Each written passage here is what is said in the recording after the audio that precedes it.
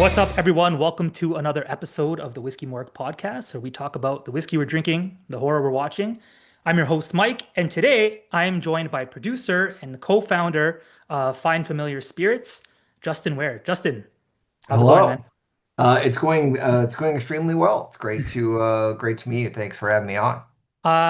We've been wanting to do this for a while. I'm a huge Yeah, fan of what you guys are doing. I'm excited to delve into some of that tonight because even though I do my homework, I still ran into a few questions which I sure. like. Before we jump into things, I will say I typically drink neat on here, but as you saw, I did the YouTube video. Mhm. I did all my notes, and I know you're a big fan of the Manhattan, so I am. I made one Oh, I here. love it.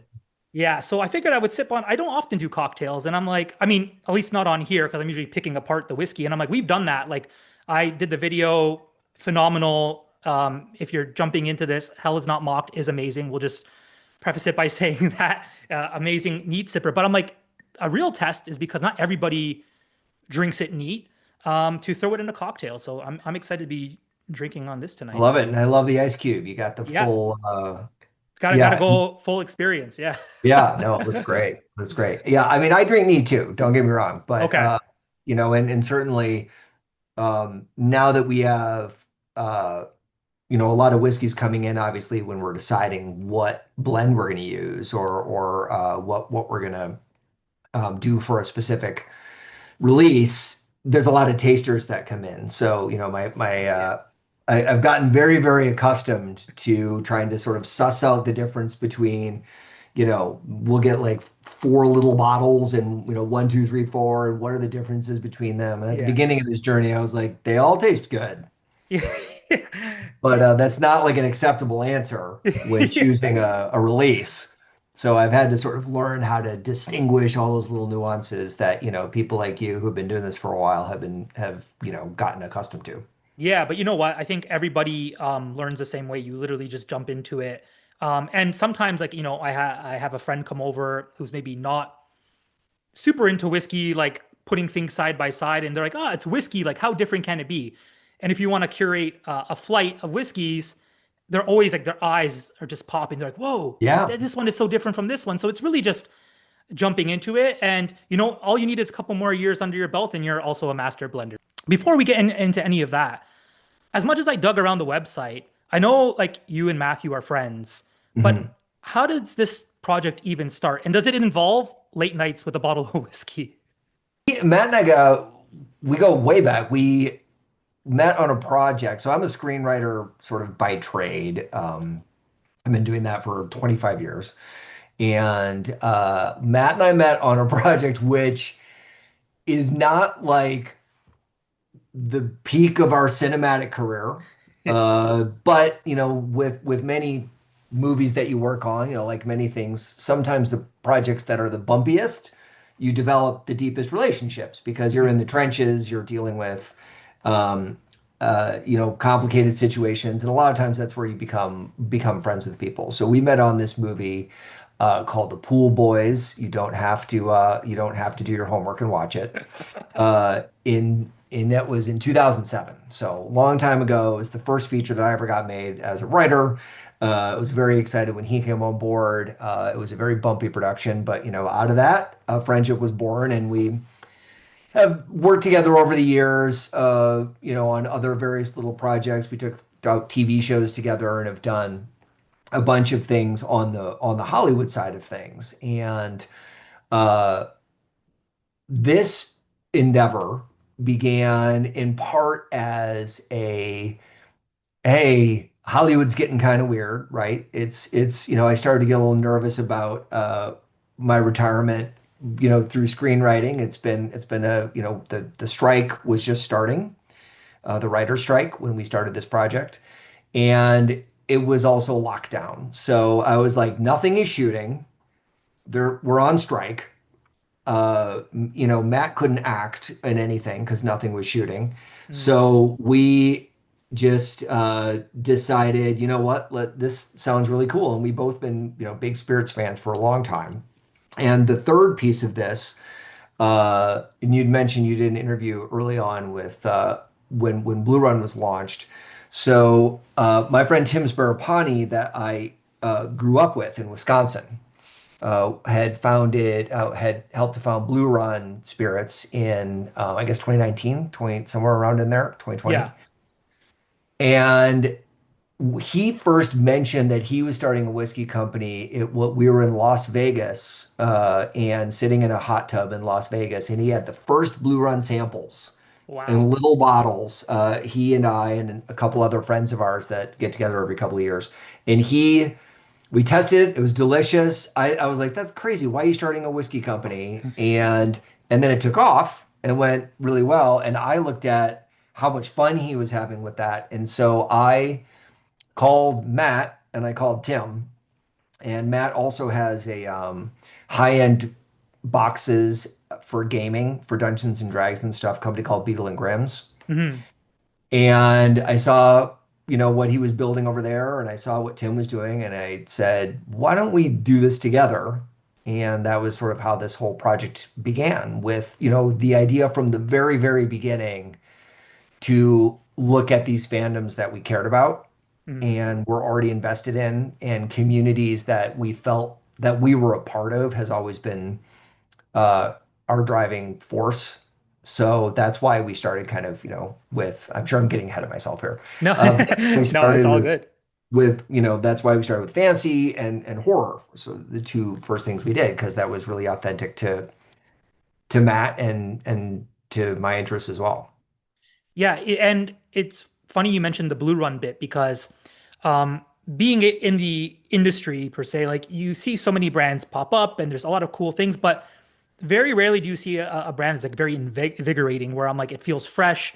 And when Blue Run came on the scene, they mentioned like they were sneakerizing the whiskey game, and I remember that's exactly Mhm. what was said. And they Yep. actually had like the designer from Nike on board Yeah. and whatnot. But it felt fresh. They obviously did a great job, kind of setting a trend and being like trailblazers in this new category, and the rest is history. And I felt the same with you. And what you guys are doing with Find Familiar Spirits. So interesting that there's some overlap, but I think the through line is it's something new, but it's also very authentic. So what was it that when you came to the table, I know you kind of had this idea of what like Matt was doing with the Dungeons and Dragons, and then you like Tim was some inspiration with the whiskey. But what void did you see? Like Blue Run kind of said that like, for instance, like whiskey wasn't super diverse and they kind of wanted to make it a little bit more collectible. You guys seem to bring like the storytelling element, the fandom. Was that like a void that you detected right away that you wanted to fill in the community? One of the things that we really discovered about fandom and that we believed from day one was that when you love something, you want more of it and you want to Mhm. celebrate it in all sorts of ways. And we looked at gaming first because that was just sort of our entry point.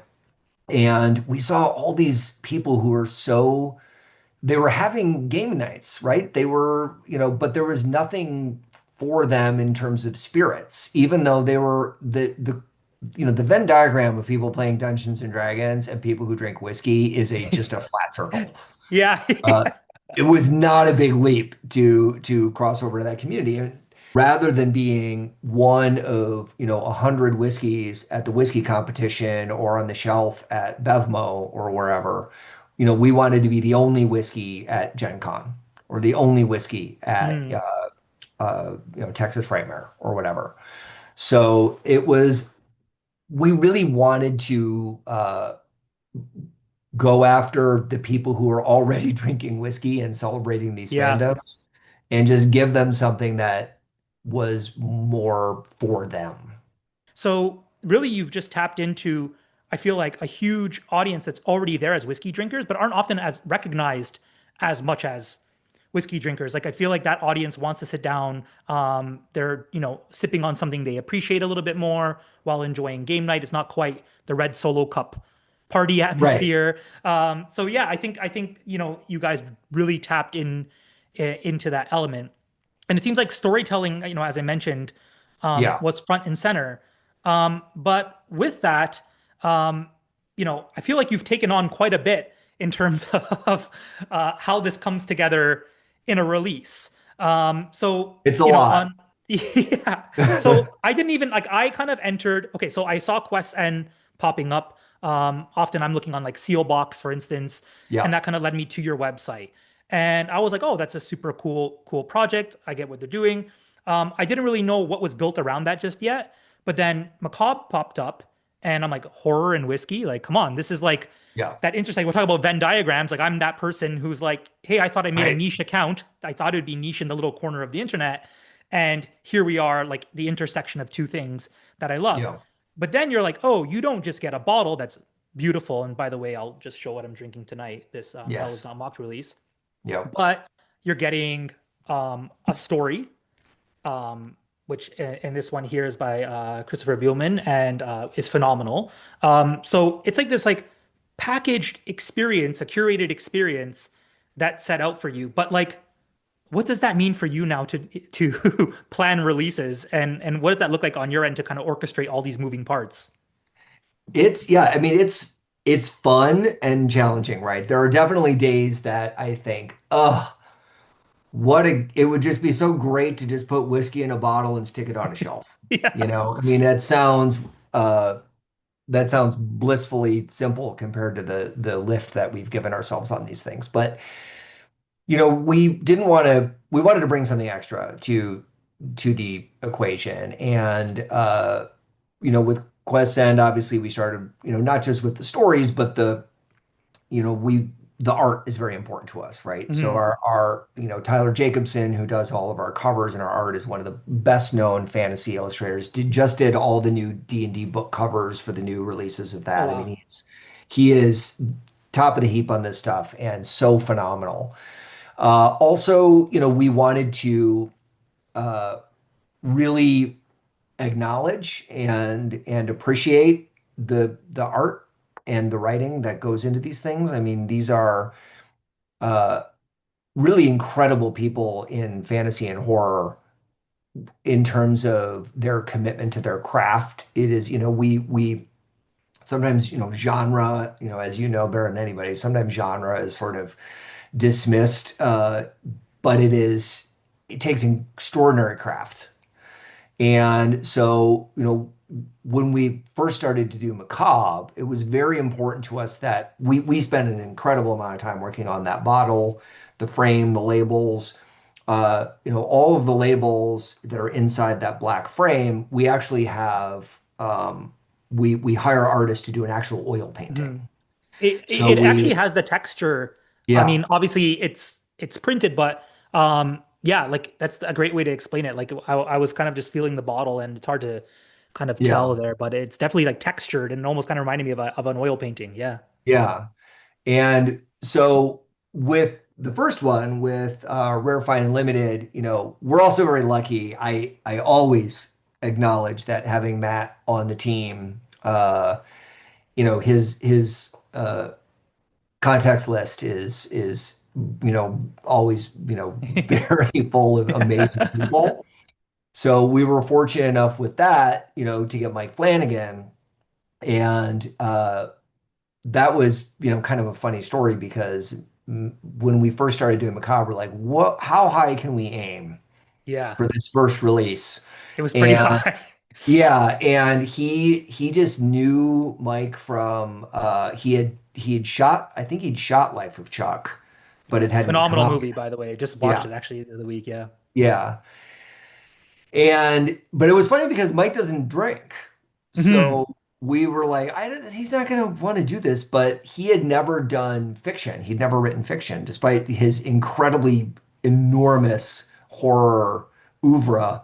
Yeah. Uh, he'd never written any fiction. So Matt was like, "Would you want to just write a story?" And he said, "I've been wanting to write fiction for a really long time. I Wow. have an idea. I have this. I have that." And he dove in. I think by the way, I think he dives in head first with everything he does. Yeah. He's really an extraordinary creative force. Uh, but it's funny because while he was writing Rare, and Limited, while he was writing that story, he kept texting and sending emails and me going, it's going long. It's getting longer because we initially were like, we can do 5 to 10,000 words is normally what we Yeah. ask for.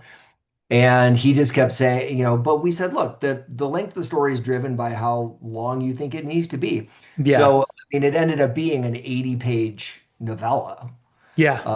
that he did for us, but he was just excited to get a chance to write some fiction. And obviously, he is a master,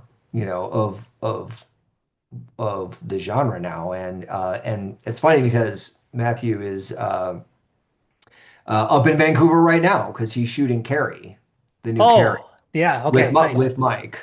Okay. There you go. Uh, Everything comes yeah, full circle. Yeah. everything comes full circle. Well, the great thing about Mike is like many people who work in this space, he develops an ensemble. He has people Hmm. he likes to work with. Yeah. Uh, and so Matt would joke about that at the beginning of this process. He's like, I need to get inside Mike's ensemble because then he'll six different things. Yeah. Yeah. Um, but yeah, I mean, Matt, and Life of Chuck was also an opportunity for, and Matt, he's been around for a really long time, but he still gets starstruck too. And Of so course. Yeah. he would he texted from the premiere and he was like, I'm sitting between Mark Hamill and Stephen King. That's amazing. And I'm like, That's that so is cool. very, very, or maybe he was behind him or something like that. But he was Yeah. basically, he was still starstruck and getting to meet Stephen King on Life of Chuck and because he wrote the short story that the film was based on. So it's one of the coolest things about this project has been getting to meet a lot of these artists and a lot of these writers and Christopher Yeah. Buell, the second one. And so I, even though that's like our gift to our fandom, to Hmm. the people buying it, it's been incredible for me. I'm constantly fanboying at getting to work with these people. Yeah, and even for myself, I'll say like before even knowing much of the background, I saw the bottle for Rare, Fine, and Limited. I saw Mike Flanagan's name attached to it, and I teach English as like my day job, and enjoy writing myself. So I was like, wait, there's a book attached, and Mike Flanagan wrote a book, and like it definitely sold me on that. Now, a couple questions, but the first one Sure. is if where does it begin? Like, do you have a title, working title? I thought it'd be cool and creative, or you just say run with it, and now you're We going to we build let it the around writers whatever the drive story that is. train. We Cool. really told Mike at the beginning, what do you want to write? He sent us like three ideas. I don't think Mike has any shortage of ideas. Yeah. He and Buellman, same thing. Yeah. No shortage of ideas. So he did send us a few, but we really do try to let the story drive the release. Hmm. It is the first thing. It is sort of the flagpole that we plant on every project, and that even drives what the spirit is. So Buellman wanted to do he had this idea for Hell's Not Mocked. He wanted to do this sort of old west horror. I mean, he explored that in other things. That's the thing he's very interested in general. Yeah. But he had that was even of the three stories he pitched us, they all kind of were in the same general Yeah. world. But that's the one that we sparked to. That's the one that he wanted to write. And so that's why we ended up going after a Texas whiskey. That was because of the story that Christopher pitched us. Wow. So it wouldn't necessarily have been a Texas whiskey, but when we saw the story he wanted to do, that's what drove us to then go find the right spirit. Yeah, and having Molly in the ensemble Mhm. of team members, I think is huge too because I mean she knows what she's doing, but it's so cool to know that like again, we started here with my question about the moving parts, but it's like, okay, we have some art, we have a story, we have the art. From there, we're gonna figure out what spirit we're gonna use, and all of that is just kind of like happening, and you're running in that direction, I guess. And then Molly's able to kind of hone in, and with this case here, she did a blend of Texas whiskeys, but that's so involved. Like you said, Yeah, it doesn't make it easy for you at all to be yeah, like, here's an idea, let's get a bottle going because the I love the framework. I mentioned in the video that it reminds me of the Night Gallery where you yes. kind That of was walk actually up one to. of our inspirations. Oh, really? Yeah, I brought I that feel up in the middle of it. that's awesome because that's what Yeah, it brought me back to episodes of Night Gallery where you walk across the that Yeah. painting there and you take a look and you still get the same beautiful bottle and just changing up the art inside, even though it's the same bottle, completely changes everything. Like Yeah. I have this one. I want to get the rare, fine, and limited because also I've never tried it's a Soto, right? I'm sure we can get you a bottle of that. All right. So Yeah. yeah, but like the Soto, like I'm interested in trying, but my whole point is that it's just that curated experience. So obviously when I get a whiskey in and I'm pitching it, I get DMs. People are like, okay, Sure. how is it? Talk to me. And completely honest, phenomenal. But everyone always asks about the price point. What's the price point? And I always said, if you want to nickel and dime what it is for the whiskey, okay, sure, that's part of it. That's why even in the video I mentioned, yeah, okay, maybe $60, $70 if we're just buying a whiskey in a clear bottle. And Yeah. and that's what it is. It's solid. It's a great sipper. You can obviously mix it in cocktails, fantastic. But you're not paying for that. Like Yeah. if you want to partake in this elevated experience, if you will. And for me, it again, talk about fandom, talk about interests and genres, and even just me as a someone who reads a lot and teaches English, give me this whole experience. Like I get a book, I get my whiskey. That's what I try to do on my end. I try to create pairings, and you guys are doing that constantly with every release, Yeah. which is really cool. Yeah, it's definitely a lot of in the production process, it's a lot of plate spinning. Hmm. You know, there's also a lot more lead time, right? Like when you're just writing a story, you can get the story delivered, but with this, one of some of it is we're learning as we go. One of the reasons we did that with the bottle was because we loved that night gallery concept, but Hmm. also we realized from Quest End where we're screen printing every bottle, uh, that we're like, oh my God, that requires such lead time because you have to buy the Yeah. glass, you have to send it to the screen printer. So sometimes, we realize with Macabre, we're like, okay, we can create this gorgeous bottle. We spend an enormous amount of time on that bottle, but that enables us to be more flexible with the releases. So, glass takes forever, and now it's taking even longer because of all the Yes. international nonsense we don't need to get into with tariffs and stuff. But Yeah. that is the longest lead time on this stuff is glass and bottling and all that. So when I started this, when Matt and I, got this going, it was all about the story, all about the creativity, all about the horror fans and community and this and that. And then you spend half your time dealing with, import glass and, label requirements. And it's really funny.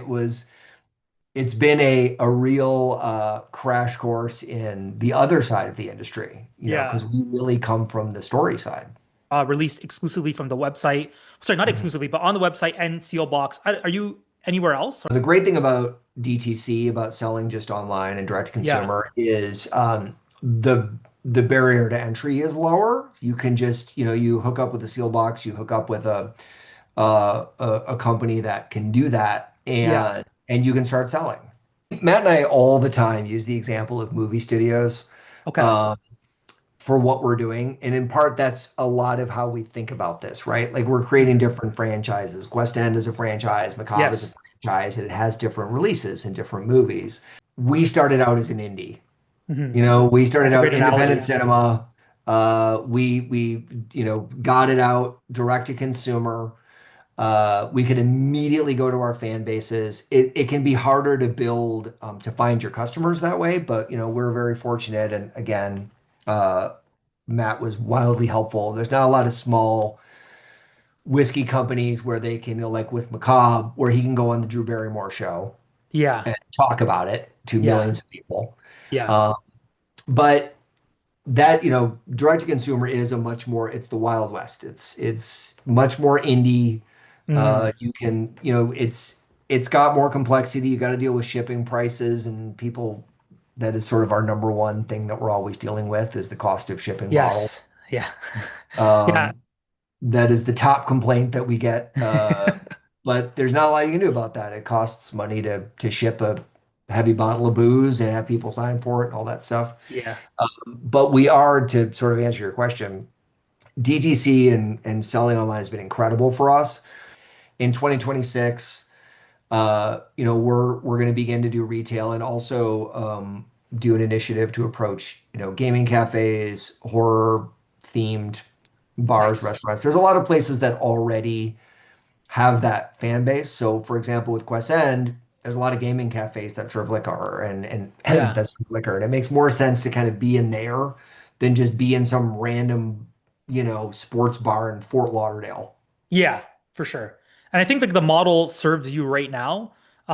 Like the DTC model serves you because you're really building these like limited releases. Like there, you have the special bottles, whether it be Macabre or Quest Send.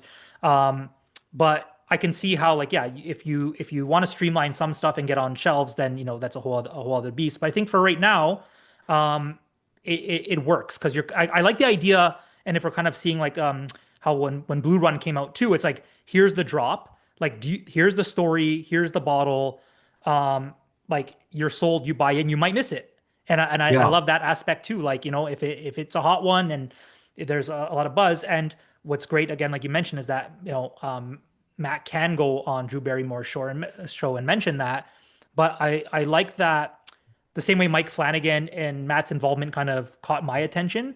It'll get you in the door, but then it has to Mhm. be really good too, right? So I think that's where you guys deliver is that like, yeah, you can leverage the celebrity aspect, but then you got to show up with something. Someone might buy one bottle and think, oh, cool, it's Yeah, fun, it's kind of collectible. But like I know myself through this experience and trying Hell is Not Mocked, I'm sold. Like I'm like, what's yeah. what's in the pipeline next? But before we get to in the pipeline next, speaking of shipping, isn't the fan club? Don't you get some kind of discount on bottle or shipping, or kind of evens it Yeah, out? I guess. yeah, we did a fan club, which is it's super. It's $50 a year, Mhm. and so if you buy a couple of bottles, you get 15%, which is for Quest End is usually ends up being about the cost of shipping. So Yeah, it's a thing that we just offered. Not It's not a giant profit source for us, really, yeah, but we just wanted to help people out who are frequent customers and sort of honor that. yeah, And also, it's we're we're trying to get stuff to people. It doesn't do us any good to make a cool product that nobody buys. So yeah. we want to continue to deliver. We want to continue to figure out different price points. We brought out a lower price point for Quest N, which is doing really well. But that also was the one that we're aiming for retail because the great thing about direct to consumer is people get more excited about getting a box, right? Yeah. And so that's why we spent so much time designing the box. Yeah, Uh, this here, like when this showed up, I mean, yeah, immediately it's like grabbing your attention. It's yeah, yeah, packaging, yeah, marketing, super cool. yeah. But if it's just going to be in a store, they're not going to get any of that. So that's got to be Yeah, a different approach. So our retail approach and our direct to consumer approach are a little bit different, but it's interesting when you mention sort of on the sellouts and this, the that are we just did this release with Ice Nine Kills, this Horrorwood yeah, Reserve. And that one, we did a gold package and a silver package for that. mm, And the gold package just sold out. It's done. Always top of mind for us is, are we delivering, you know, not just a great whiskey, but the whole experience. yeah, But whiskey is also, we also have to remind ourselves to talk about it because it's all aged whiskeys. It's all really good stuff. And that was very important to us. It was very important to Matt at the beginning too. What you brought up earlier about, sort of sometimes celebrities just kind of slap their name on something. And yeah, uh, it was really, really important to us. We talk about it all the time that we don't want to just trade on people's enthusiasm mm, for their fandom. We want yeah, to, we don't want to, we want to deliver something that is at as high a quality level as possible. yeah. And I think that's why people kind of like I got those DMs right away. It's because they're like, Mike, I know you're excited because here's a brand who has like this super ornate gothic bottle. It's the Yeah. intersection of horror and whiskey. It's everything you enjoy, but they're like, but is it really good? And my Yeah. answer is 1000%. Yes. Yeah. My only problem is I don't know how much of a dent I've made in the bottle, just because Yeah, you I got to can't see hold it through it. up But to I feel like like you have like a flashlight behind it practically. yeah, it's definitely much lighter than when I got it, and I Hmm. think that's always a test because like I'm fortunate that I have a ton of bottles. My wife will argue how many bottles I have there, Yeah, and I'm she's in the supportive. But I same always say boat. like I have a designated space that probably holds a couple hundred bottles, and she's like, if that's full, like you got to figure something out. But when I have all those options and something excites me, which this has, and it comes in, it's a no-brainer. I'm reaching for that. I'm like, you know what?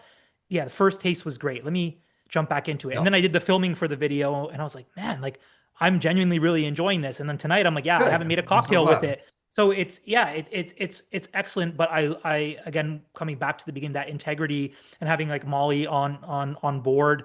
Um, you could tell like she's blending. Then it's going to you guys and being like, what do you think about it? People are giving Yeah. that stamp of approval, which I think is really Yeah. important. Because like you said, as much as we love the fandom aspect, you could just cash in on,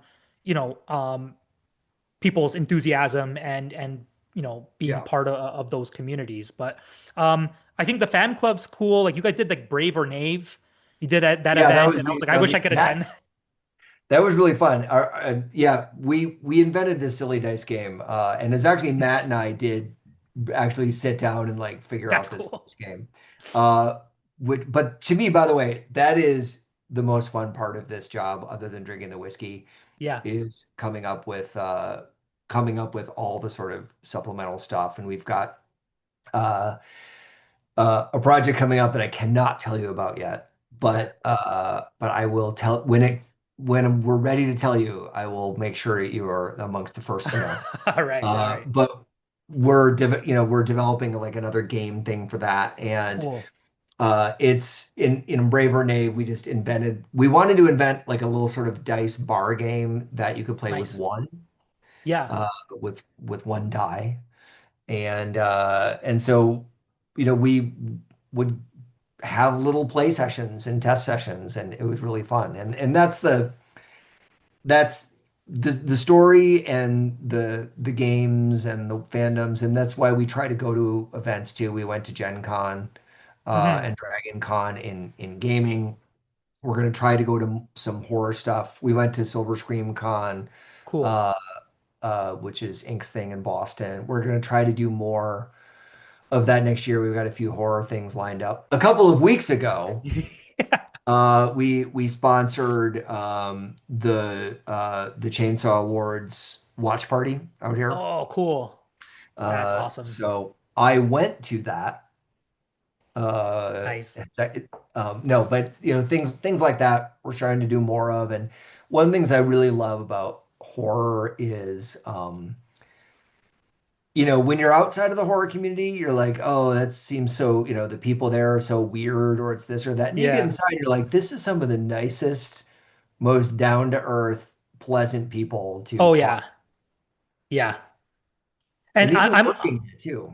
yeah, like growing up, I was a horror fan, as long as I can remember, I was watching things I probably shouldn't have been watching at an early age. I always laugh because it took me a long time before going out to conventions. Yeah, I guess it kind of seemed like snobbery, but I was like, like, yeah, I had kind of had some judgment of what that looked like. And I was like, I'm not one to be honest. Like, I admire people's work, but I'm not really one to wait in line and get an autograph. sure. So I was like, yeah, it's maybe not for me. And then I started working with Rue Morgue. Actually, when this comes out in a couple weeks, I'll probably be working with them at Frightmare in Niagara Falls. But until I started going out there and doing panels and helping out Rue Morgue, I was like, this community really is awesome. Like you won't you'll see a whole bunch of interesting people, and there probably won't be one conflict at all. Yeah. In like a 3-day event, which is like I don't think I've ever been to any music festival, anything where I haven't seen some kind of conflict in a 3-day event. You will not see anything at a horror con, but it makes me think like if in a couple weeks when I'm working at Frightmare, I would love to go by and see like Macabre Spirits as a sponsor, and maybe I can grab a signature cocktail or a drink. And so I love that idea of like you guys kind of like slowly pushing into those spaces. Yeah, and I always joke about this, but it's very true. Even, people who work in the horror movie industry. I mean, like Mike Flanagan is one of the nicest people I've ever met in Hollywood. Yeah. And but then, you would never know that from when you watch like what comes out of their brains. You're like, wow, how is that sweet, nice guy like come up with this really warped stuff? But Yeah. I always used to joke about this, and I've really learned about it now that I'm so in horrors. I'm like, if you want to meet the nice people in Hollywood, work in horror. Speaking of good people in the horror community, one of the last things that I wanted to touch on, you already mentioned it, the collaboration with Ice Nine Kills. Just saw them with Metallica on tour, and Oh, nice. talk about a live show. I was really fortunate, got to like watch them in the Snake Pit, and there was all sorts of things flying around Oh, and man, fun production. you are right in our wheelhouse, man. If you've Yeah, got if no, you, I'm telling you, like everything you guys have done so far, I'm like, okay, like I might just see if there's a job opening, and I might hang up teaching for a bit.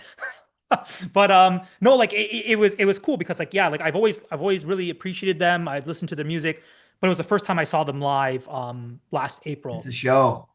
And yeah, and you know what? Like opening up for Metallica is not easy.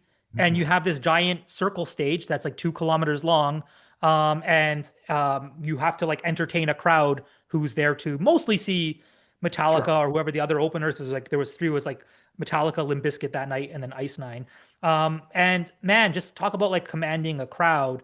So again, I'm already invested in what you're doing. And as I started doing this whole like Hell is Not Mocked video and whatnot, you guys dropped that the Ice Nine Kills Yeah. collaboration is coming up. Is this Matthew's Rolodex again? Like, how did this one come out? You know, I just sort of, I think maybe from the convention, I don't even know where he initially met Spencer, to be honest with you. But Spencer has Yeah, been he is a huge Scream fan. yeah, Spencer has a life-sized ghost face, like uh mannequin doll. I don't know what you call it in his house. yeah. He's a giant Scream fan. So he's, known Matt through that. And also Spencer knows everybody in horror. So in these with Horrorwood Reserve, which is the bottle. There are these. We got cocktail cards, Hmm. from Kane Hodder and like all these like old school, these old school horror people. I didn't Um, know that. I thought when I heard about the cocktail cards, but I thought it was yeah, just play off like classic cocktails, like with like fun spins, like just names, to make it like a yeah, Freddy-esque or. But I didn't know you guys they actually went to are, some but of these. they are fun names on that. Yeah, But they're also like we actually went to the specific. So like the Reanimator one we got from Barbara Crampton. nice. And so we went to like all the sort of old school. Now, and also some of it were just people that Spencer is friends with, like Chris Yeah. Jericho. Oh, Uh, there's a Jericho cocktail. yeah, the Yes. Jericho cocktail. This is a spoiler for people who Yeah. are listening. Jericho cocktail is hilarious because it's vodka on ice. But That's he's very like, that's my Jericho. Yeah. drink, and Yeah. we're like, okay, man. Yeah. Um, that's what he sent in. Yeah, Yeah. so there's, so each one of those in the gold set, they're all in the gold set. The silver set, there's a selection of them. But like Spencer did one, Matt did one, Jasmine Savoy Brown from Scream, like Yeah. each one is a recipe card from a horror person. Yeah. And so, that just came about from that relationship, and Spencer got super excited about it. And they've been uh, that guy's that guy does not get tired. Uh, they are relentless. And what was crazy was once this started going, so their newest music video called The Laugh Track, which is out now. Spencer was like, "Can we just use the bottle in the video?" And they went so far, like the bottle is it all over the music video. We got the bottle done. Molotov cocktails. Yeah, our lawyers didn't love the Molotov Yeah. cocktails. I'm not gonna I lie can see about why. that. Yeah. Yeah. Our lawyers were like, should we be using our product to burn down a museum? We're like, well, like it's a limited release. The release will be sold out by the time that like anyone gets mad about it. Yeah. Hopefully, knock on wood. I'll knock on wood to that. But Yeah, it was pretty incredible working with them. They are indefatigable, and they really know and love their fans. Yeah. They talk all the time about, a lot of the same things that we do, which is uh, how do we, make them feel excited and included and community, community, community. Yeah, and I've always admired that, like knowing a bit about Spencer, like you said. So with his convention, people would think, yeah, maybe it could be a lucrative venture, but it might not be, and it's a lot of work. But I feel like it was him trying to curate what he would want out of a horror convention. So to see that grow and it be his baby, and you could tell he's like that's his passion project. Mhm. And then now I think he's bringing it over to the UK, and Yeah, they're doing like a version of it over there yeah. is awesome. Um, Yeah, I mean and you've got to do that now. I mean, obviously, with Quest and we did stuff with Critical Role too, which is a yeah, huge, huge, huge gaming behemoth. But the weird you wouldn't think Critical Role and Ice and Kills would be sort of in the same bucket, yeah, but both of them, have built a community, not just a product. And hmm we talk a lot about what you said before about, when you sort of like slap your name on something, you might buy it one time. yeah, And if you want staying power and if you want to uh you got to make a good product, but you also have to keep, you know, people feeling included, and we love what we're doing. We want to invite people to the party. yeah. That's awesome. And you know who wants to join the party? Let me tell you, there's someone from Texas who really likes Scream, was actually in part of Scream, who is also a big fan, and I'll be drinking this with is Lee Waddell, the original Ghostface.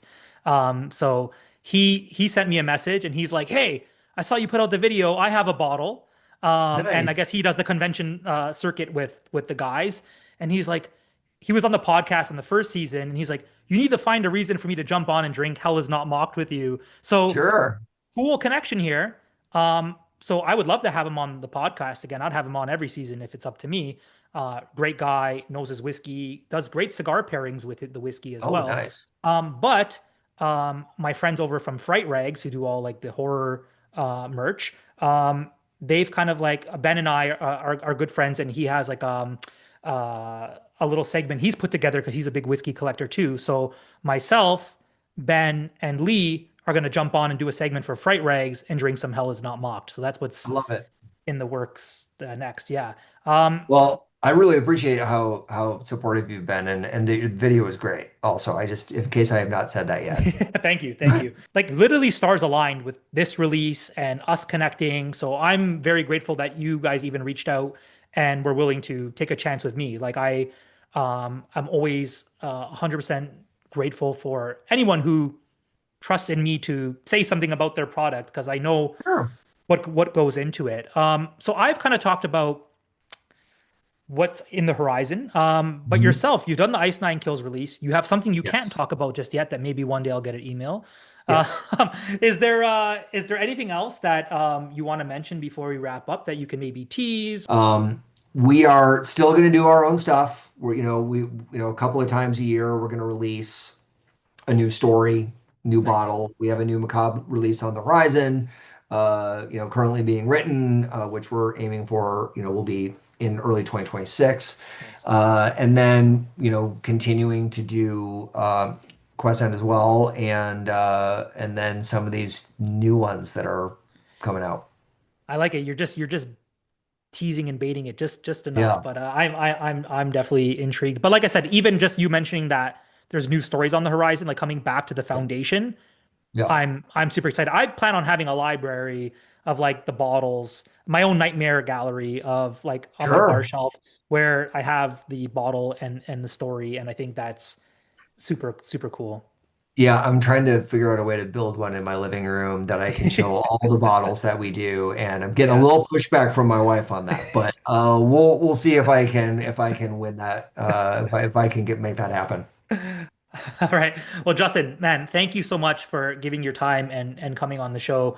Yeah, no problem. For everyone watching, listening, let me know if you've tried anything from Find Familiar Spirits. I always like to hear about that. I need to delve into the quest end side. I'm obviously super roped up in Macabre because that's my area, but like We'll make sure Justin to get has, you a bottle of Rare Limited. I will. We'll get one sent out yeah, to you. that'll be front and center on the bar shelf for sure. Yeah. And yeah, and if you've drank any of these releases, then let me know what you'd pair it with. Because again, obviously we get spoiled with the story, but I always like that's what I do. I want to know what you'd pair it with. So Justin, thanks again, man, for doing this. My pleasure. And Thank you so next much for time, having me. hopefully we do it in person, man. Yeah. Well, I really appreciate you having me, and it's been we really appreciate you guys telling our story. Awesome.